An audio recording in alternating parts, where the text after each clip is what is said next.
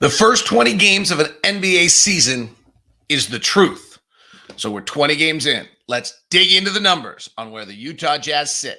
The team, the players, the lineups, and more. It's next on Locked On Jazz.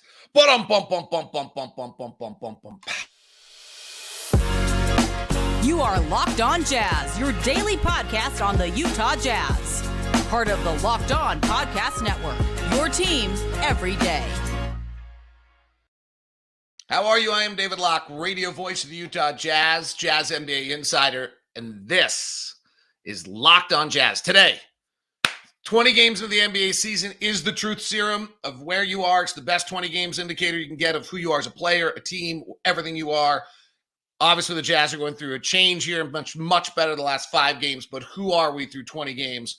We'll look at that and where we rank, where we sit, what our numbers are, all the rest of that coming up on today's show. We'll look first at team numbers, offensive, defensive efficiency, 4 factors, what we're good at, passes, picks, what do we do, what do we not do?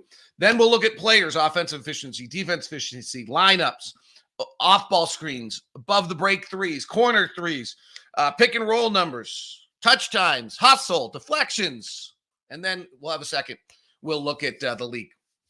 So that's all coming up on today's program. As I mentioned, I am David Locke, radio voice of the Utah Jazz, Jazz NBA insider. This is Locked On Jazz. It's your daily podcast on the Utah Jazz, giving you insight, expertise, geeky numbers, lots of them today, and hopefully making it way better to be a Jazz fan each and every day. Thank you for making Locked On Jazz your first listen of the day, and thank you for the everydayers out there that are so awesome. I got my Wrapped from Spotify, and it gave me some insight onto kind of how many of you listen every day, all sorts of stuff. Just incredible. Blown away. Appreciate you so very, very much. 5-star reviews are welcome. Spotify interaction on Q&As, welcome. YouTube chat, welcome. Love it when you guys make a community amongst yourselves as well. That's probably my most favorite thing, is when I hear some people talk about things of that nature and think that maybe this show had something to do with it. So thank you very much for all you guys do.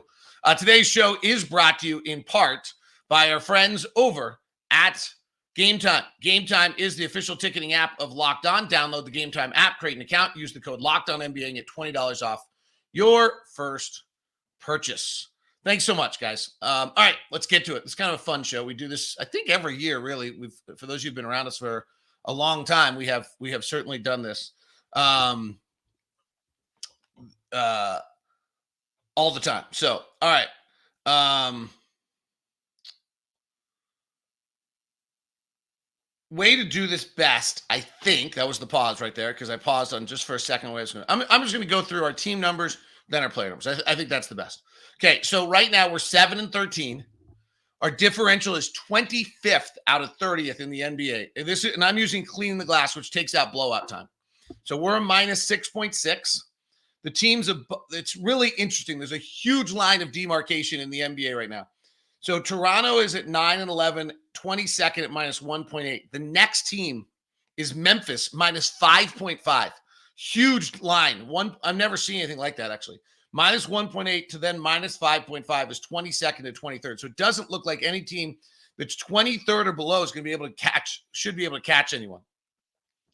Chicago's minus 5.8. We're minus 6.6. Portland's minus 7. Charlotte minus 7.7. Washington, Detroit, and San Antonio are kind of a mess. They're minus 10s. Okay, so that's where we're at. Offensively, we're the 25th ranked team in the league, and defensively, we're the 25th ranked team in the league. Or 23rd now. We're back. So this is really interesting. By the 20th game of the season, we have actually become a better defensive team because of our defensive play as of late. And then the Lowry and Jordan injuries have caught up to us. And so we're actually a better 25th ranked offensive team and 23rd ranked defensive team. Here's an interesting little note. After the trade last year, our offense was ranked 24th in the league. We went from 4th to 24th. And we're 25th right now. And our defense went from 27th to 19th, which is right kind of where we're heading right now. The post-trade numbers are actually surprisingly similar. We were 21st in the league in shooting, and we're 25th in the league now. We went to 28th in turnovers. We're 30th now. We we're the number one offensive rebounding team in the league by a large margin, and our free throw rate was 13th. It's now 17th. So really, offensively, we're incredibly similar to what we were after we traded Mike Conley, which makes sense. It just means that John Collins has had virtually no impact on who we are offensively, or Keontae's addition and John Collins just hasn't. Is not enough to move the meter. On the rebounding end of things, we're just way better than we were a year ago. Last year we were 26th in 25th in defensive rebounding to the trade. Then we became 13th in defensive rebounding after the trade, and guess what? We're 13th now. Our free throw rate went from 21st to 13th after the trade. We're 11th. And the turnover rate last year went from 22nd to last. We didn't force any turnovers. Well, we're 26th. And our overall defensive field goal percentage got way better with Walker. And we were 19th defensively, and we're 23rd in the league defensively right now. So we probably can get a little bit better defensively. I thought that was really, really interesting how much we mirror exactly what we were post-trade last year. And maybe that gives us a little bit more insight into kind of who we are and what we're doing. So, and obviously the two numbers that jump out the most is we're last in the NBA in taking care of the ball. We're 30th in the league at 17.5% of our possessions are turnovers. And we're number one in the league in offensive rebounding. I think that those are really interesting that's kind of who we are. We go back, early in the season, Will Hardy shared his pillars for what the team was going to be this year. Offense was space, pass, and glass. Well, they've done a pretty good job of pace or space. They've done a pretty good job of glass, and then passing has been an issue both when we do it and if we complete them, right? That's not been something that necessarily has been our forte so far. And then defense was guard the ball, touch the ball, and rebound the ball. So we have not really improved our turnovers yet. And then rebounding the ball, we've been great. So and he'd like to dictate the ball game more defensively. All right, passes. Passes are interesting for a few reasons. One is, so overall, passes per game, Sacramento leads the league at 325. We're right in the middle pack at 292. However, we've ebbed and flowed all season in a really interesting way. So if you look at our passes this year, the game that had the most passes was like the second game of the year or third game of the year against Memphis on November 1st. We threw 326, and then early against Phoenix. And then we stopped throwing passes for a while. And it actually was a little bit of like when Keontae became the point guard, we slowed down, we stopped throwing passes. Our first 5 games after Keontae started, we threw 270, 249, 229 against Phoenix. Then our next game against Phoenix, pretty clear that Will Hardy said, whoa. We threw 100 more passes than we threw the game before. Then we dropped back to 262, 287. And then since the Portland, if you don't pass and you don't play hard, you don't play. We've been 287, 325, 310, 311, 297, and 307. So we're averaging something over 300 passes a game since after the Portland game. In our last 5 games, we're well about 310. And if we go back to what I said a moment ago about Sacramento leads the league at 325. Toronto's at 316, Golden State's at 314, and Pelicans are at 309. So since if you don't play hard, you don't pass moment, we throw about the 4th or 5th most passes on any team in the league. Interesting. Okay, what do we do? So we're the 11th team in most common drives. We're the 14th team in handoffs. This is not in quality. This is in quantity. We run the 19th most isolations. We were 28th in picks. And then all of a sudden in our last game, we threw 91 picks out there. If you listen to yesterday's show as an everyday, or you heard this, out of nowhere, we suddenly ran 30 more pick and rolls than we usually do. We're 28th in post-ups. We're 6th in off-ball screens. So that's really what we do. We're an off-ball screen drive team. We're in transition, the middle of the pack, and we're in half court a little less than the average amount of a team. We're in the 17th percentile in transition, the 10th percentile in half court offense. And against a man in the zone, we're all pretty similar. So how do we do in these various play types? So we're an average catch and shoot spot up team. As I mentioned, we're about 17th percentile in transition. Here's been the real inhibitor of our offense. We're in the 0 percentile for pick and roll ball handlers. This is where us going to the pick and roll the other night was really interesting. Taylor and Keontae, who are basically our two guards, and Jordan are not good pick and roll players yet. We're good on offensive putbacks. We're a little below average on offensive screens. We're a little below average on isolation. We don't have much of a pick and roll man game yet. It's 27th percentile. We're 37th on handoffs and spot ups. We do 2% of the time. So 25% of the time we get a catch and shoot. 17% of the time we're in transition. 14% of the time we pick and roll. 7% of the time our offense comes off of offensive rebounds, which is super interesting. On the defensive side, if we flip this to the defense, we're 27th percentile against pick and roll, or excuse me, at spot ups. We're terrific at transition defense. Will Hardy really has this. He coaches this. We have a system. We're good at it. We're unfortunately in the 0 percentile in pick and roll ball handler again. So really our guard play is been the story of the year, the negative story of the year. There's some positive stories here is our growth, development, continually getting better. But there's no question that our story of the year from a success or failure in the win column rate has been our guards. We're in the 0 percentiles of pick and roll ball handler. We're in the 0 percentile in pick and roll ball handler defense. We're really good in isolation defense, which is interesting. So that tells you the team's shifting. They're doing what they're supposed to do. The systems are getting in play. And we're good at that. And we're really good at guarding off-ball screens, which I always think is interesting. I think you defend best what you see most in practice. I've always thought this. I wonder sometimes if we're not a very good pick and roll defensive team because we don't play a lot of pick and roll. And the teams that don't play a lot of off-ball screens are not good off-ball screen defensive teams.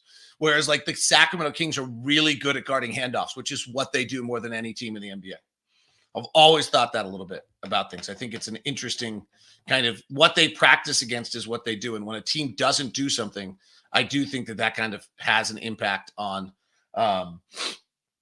what team is. Obviously, the other big number here that we just aren't even talking about is how much better we are at home than the road. Excuse me. We're 6-4 at home and we're 1-9 on the road. All right. Those are kind of the player numbers and who we are as a team at this point. I think the takeaway is that we are 7-13. I think you are who you are for 20 games. There's a big line of demarcation between the kind of those 22 teams and the rest of the league.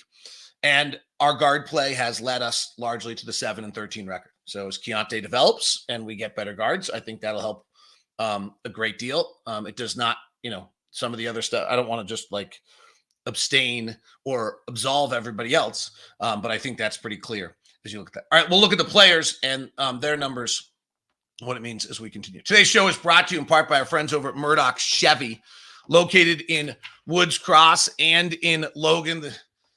The Chevy trucks are just the best. I got to drive a Silverado for a while. It was super fun. Loved it. And then the Colorado is the smaller, zippier truck. This is a great time of year to get involved. It's the red tag sale as well.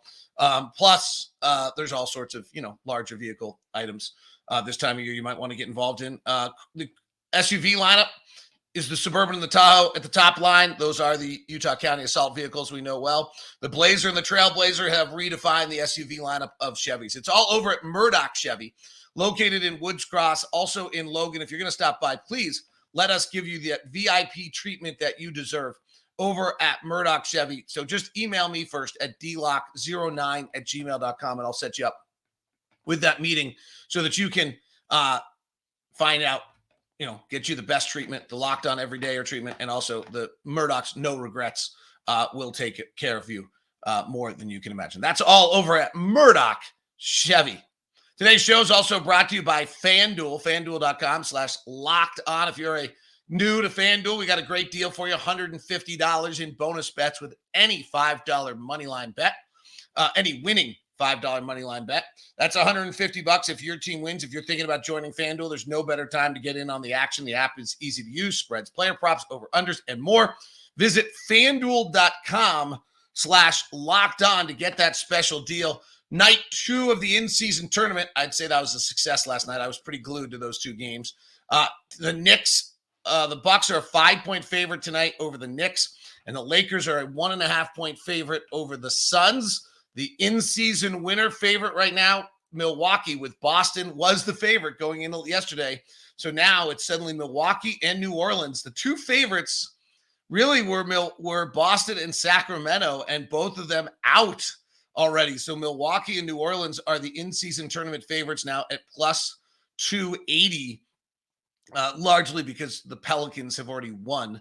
But it's interesting that Indiana is such an underdog that even for Milwaukee that they're not the favorite. You can have all sorts of fun. It's at FanDuel.com/locked-on. Thanks so much for making Locked On Jazz your first listen of the day. Greatly appreciate it. We'll dig into the player numbers now. Locked On Sports Today is the first ever 24/7 sports YouTube feed. Go check it out for you. It's really fun and great way. Like I've been watching this morning. I got a ACC breakdown on the Florida State. I got some good stuff on the Niners' big win over the Eagles. I got the Eagles' point of view on that. I got a great show about Jordan Love. So great stuff out there right now. Good NFL right now. Airing is Locked On NFL Scouting with the draft dudes. So super stuff. All right, let's go to individual numbers offensively. Offensive efficiency numbers for the Utah Jazz this year. These were 20 games in. I some of these are going to be ugly for some of our guys. I'm not trying to do that. I just think I think they matter now. Like I think what is your impact? We have 20 games. It's enough. So let's look. Offensive efficiency and defense efficiency is what is our offensive efficiency and what is our defensive efficiency and what is our plus minus when they're on the floor. So our best plus minus player right now of guys who actually play, every single one of our players other than Chris Dunn, who has played 13 games in 10 minutes, is negative. And this is in all time. I was using everything. I should be using cleaning the glass to get rid of blowout time since we've actually had some blowout time. So let me quickly do that. So let's go back to it. This is eliminating all blowout time. And our Chris Dunn is still our best plus minus player. Our second best plus minus player at minus 1.9 for the season is Omer Yurtseven, then Kelly Olynyk, then Lauri Markkanen, then Colin Sexton, then Talen Horton-Tucker. Ochai Agbaji's -5. Simone's -7. Jordan Clarkson's -8. John Collins -9.5. Keontae -9.7. And Walker -12.8. Let's look at offensive and defense, and then we're going to look at on-off. We'll twist it a little bit here. So offensively, when Kelly Olynyk is on the floor, we're best offensively at 14.6. Lowry's at 12.1. Then Jordan's at 112.1. Then Jordan's next at 112.0. Collins at 111.6. Then Talen's at 110.3. John Collins at 108.9. Keontae follows that. Ochai, Omer Yurtseven, Simone, Chris Dunn, Walker. Wrap it up offensively. Walker's really far behind everybody else offensively. So some of those early lineups with Walker really struggled offensively, and I think the Jazz are trying to avoid those right now by having Yurtseven start and Walker come off the bench. Defensively, the best impact, Chris Dunn in his limited time, then Yurtseven, then Ochai Agbaji, Simone Fontecchio. And some of this is, some of these guys had to play offense without Jordan and Lowry recently, which is really hard. And then the other angle of this is they've played defensively recently much better, so those guys are playing more. Looks good. Talen's in the middle of the pack there. Walker comes in right there. Colin, Lowry, then Kelly, Keontae, John Collins, and Jordan Clarkson were considerably worse when Jordan Clarkson's on the floor defensively. He's a 112. John Collins is a 109. Keontae's a 108 defensively.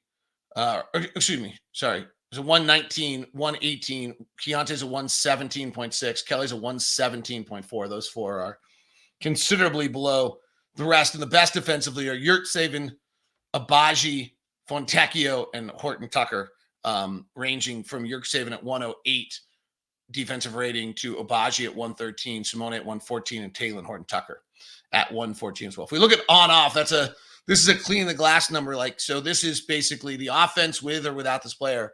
So the offense without Kelly Olynyk is plus 10 points better for 100 possessions with him on the floor, with Kelly. With Lowry, it's plus, this is maybe easier to understand their impact, and it's probably a better number. Kelly, with Lowry, we're plus 7 points per 100 possessions better. With Colin, we're plus 5 points better. With Jordan, we're plus 3 better. With Taylor, we're plus 2 better.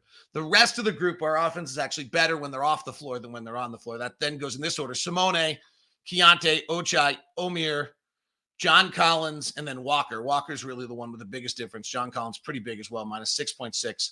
And those two might have, because they played together, it might really be inhibiting those numbers, and we could try to look at it with and without those numbers. On the defensive side, Chris Dunn, as we mentioned, is the best. Then Omer, we're 10 points better defensively when Omer's on the floor than we are offensively per 100 possessions. Ochai's next at minus 6. This is interesting, right? We're really starting a very defensive lineup without Jordan and with Simone. And I don't know how much. Can you really just stay with that? Like, what do you do? Taylor Horton Tucker's a minus 5.5 or minus 6 or minus 5.5. We're better defensively when he's on the floor than off. And then Simone is a minus 1.3. Walker's a minus 1.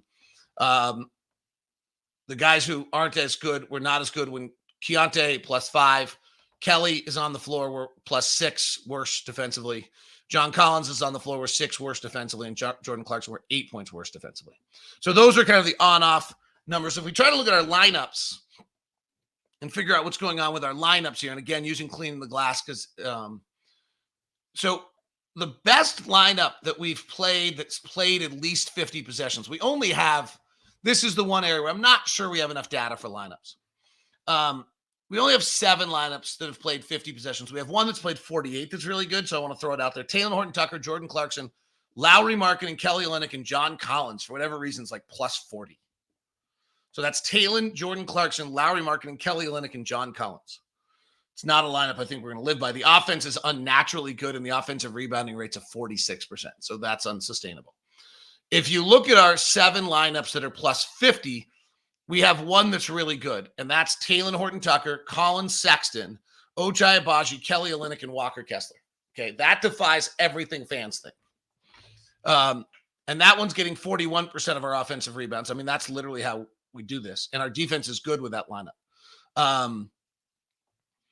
Our main lineups are all just really, really bad defensively, and what we're seeing is we're beginning to play these other lineups with some of these other players, and all of a sudden we're beginning to have better defensive numbers.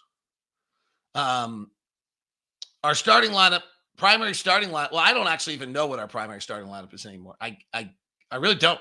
I mean, if you like, I don't know, and it will be super curious to see what if Will has everybody. I have no idea what our starting lineup is anymore. I mean, I think it's Keontae at point guard, and then from there, I really don't know. Like, Ochai plays really well with Keontae, but I assume Jordan's the starter. I don't know who our 3, 4, and 5s are anymore. I don't. And so it'll be interesting to see how they all play together and what they do. And, we got 13 guys that all seem to kind of intermix, frankly, and play. So the lineup data to me is only interesting in the sense that I don't know that it tells us much of anything, and that it tells us a precursor of where we're supposed to be and what we're supposed to do next. All right, let's look at some individual shooting numbers when we continue. Off the bounce threes, catch and shoot threes, corner threes, pick and roll numbers, and some of that kind of stuff. And then we'll take a quick gander at the entire league. If hopefully, I said we'd do it yesterday, we didn't get to it, and hopefully we will get to it today as well. Today's show is brought to you in part by our official ticketing app, which is Game Time. Game Time is the place for you to go get tickets for events right away, plan ahead, last second. This is the answer. I love Game Time for 3 reasons. They have tickets on deals right up to the start of the event, even an hour after it starts. So it's a place to find last minute deals. It gives you a view of your seat before you buy, so you know exactly what you're going to get when you arrive. All-in prices show you total up front, so you know you're getting the deal, no hidden fees. And then you buy tickets in 6 seconds with 2 taps, and they come right to you. Download the Game Time app and create an account and use the code LOCKEDONNBA for $20 off your first purchase. With zone deals, you pick the section, Game Time picks the seats, and you save 18%. So you can also do that. And the Game Time guarantee means you always get the best price if you find tickets in the same section and row for less. Game Time will credit you 110% of the difference. So that is why Game Time is the app of choice. That's where Game Time is also the official app of Locked On. Game Time, get the app today, create an account, use the code LOCKEDONNBA and get $20 off your first purchase with Game Time. Thanks so much for making Locked On Jazz your first listen. All right, some of this is really interesting. The Jazz are one of the best corner three and catch and shoot teams. These are related in the NBA, and one of the worst off the bounce and above the break 3-point shooting teams. Huh? Same guys. So let's just give you that for a second because this is super interesting.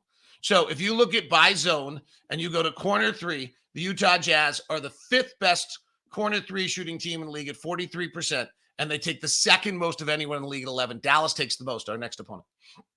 Okay, so the fifth best corner three shooting team. Above the break 3-point shooting team, we shoot 32%, last in the NBA. And we're in the middle of the pack of how many you take. But we're last in the NBA and above the break 3-point shooting. Okay, so who is that? What is it? Well, let's look at that. Ochai is actually one of the main reasons, but actually a lot of our guys are that way. Ochai, and this will change over time. I've never seen a player who has the discrepancy that Ochai has and then doesn't have it he eventually gets the other one. So I think this is actually like a fabulously good sign to Ochai's future. So Ochai is shooting 62% on corner threes. He's over 50% for his entire career on corner threes. And on above the break threes, he's 21%.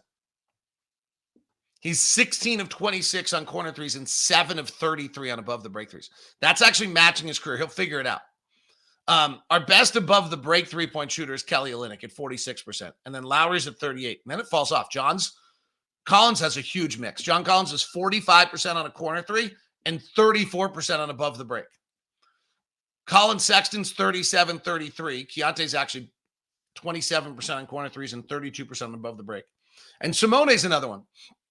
It's a little longer above the break three. Simone's at 46% on corner threes and 31 on above the break. Jordan Clarkson, same thing, 43% on corner threes and 30% on above the break threes. And Talen Horton-Tucker is 44% on corner threes and 28% on above the break. So we really are like one of the best and most prolific corner three shooting teams in the NBA, and then we're last in the league and above the break three. Again, our corner three shooters are Agbaji at 62%, Fontecchio at 46, Collins at 45, Horton-Tucker at 44, Clarkson at 43, Markkanen at 40, and then Collins at 37 is one of our lower. Keontae, Yurtseven, and Kessler aren't great yet. But our above the break is Kelly at 46, Lowry at 38, then John at 34, and then it falls off.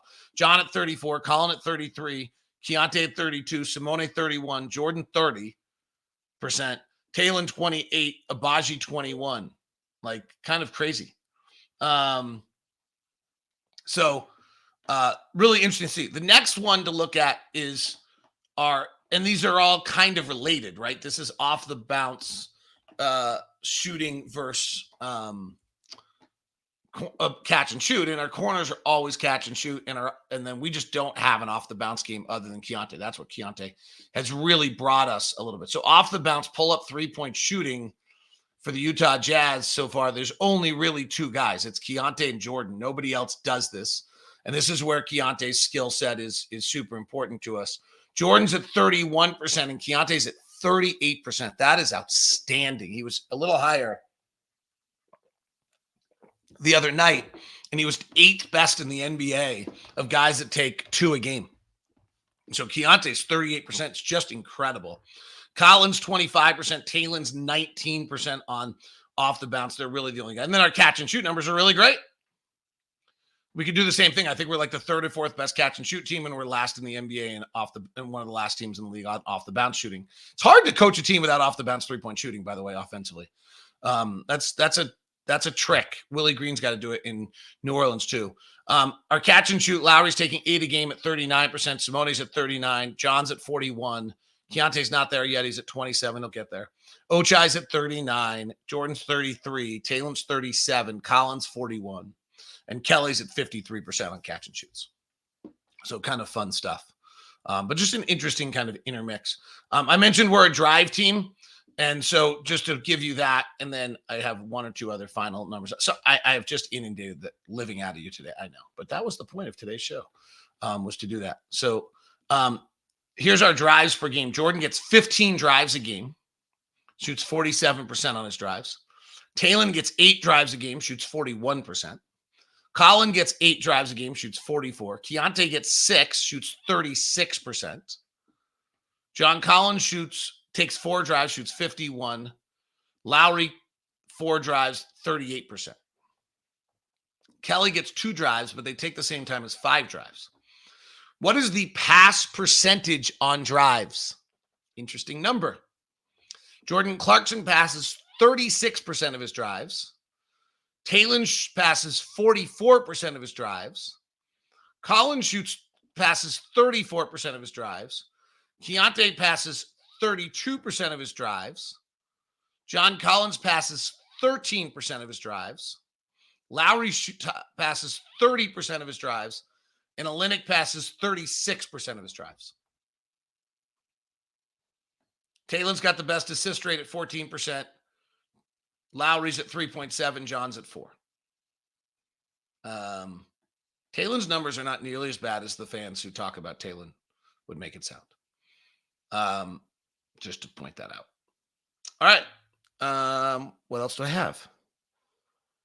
Oh, I think these are weird. I don't have any idea what they mean, but they're kind of fun. I'm kind of just getting into fun stuff now. So, where is this number? Maybe it's under tracking. It's how often someone runs fast versus slow. I don't know what I think of it. I don't know what it means. But it's interesting because Simone is the one who runs the fastest for us. Which might mean maybe it means he plays harder. So our average speed on the floor, Chris Dunn is first at 4.5 miles an hour. I don't know what that means. Simone's at 4.4, then Walker, then Omier, and then Ochai. Our slowest is Keontae and Taylor because they bring the ball up the floor. Then Kelly, Colin, Lowry, and John. Average speed on offense, Simone's the fastest at 4.8. Walker is 2. And then Keontae's the slowest at 4.2. Collins at 4.4. Kelly's at 4.4. And then Taylor's a little bit above that at 4.41. Our average speed on defense, Simone's the fastest again. Chris Dunn, and then Simone. And then Walker, and then Omier, and then Ochai. And our slowest are Taylor, Kelly, Keontae, Colin, and Lowry. I don't know. The average miles on a game, Lowry runs the most because he plays the most minutes at 2.6, and then Jordan 2.4, John Collins 2.3, and Walker 1.9, and Keontae 1.9 miles a game. I don't know. I think it's interesting. I have no idea what it means. It's kind of fun. Is it? I guess it's kind of fun. You want to know who touches the ball the most for us? There. Now we're into innocuous, boring, weird stuff that has no value. Touch time is the interesting one that Tim Lacombe discovered earlier this year for us. All right, quickly, just to give it to you, and then I do want to kind of quickly run through. Keontae gets 63 touches a game, Taylor 55, Lowry 52, and Jordan 51, and John Collins 46. Front court touches, Clarkson 34, Lowry 32, Keontae 25, John Collins 24, Taylor 23, then Walker and Kelly. So no big surprise. Ochai touches the ball 13 times a game in the front court. And then time of possession, the one that's interesting is average dribbles per touch. Lowry's 0.7. So is John Collins. And so is Ochai. That's like they really 0.7. Taylor's 4 dribbles per touch. Keontae's 5 dribbles per touch. All right.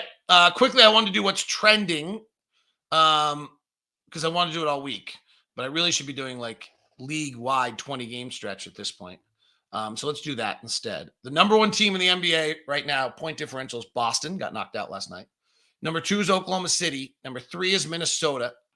Number 4 is Philly. Number 5 is New York. And number 6 is Orlando. And then there's a real drop.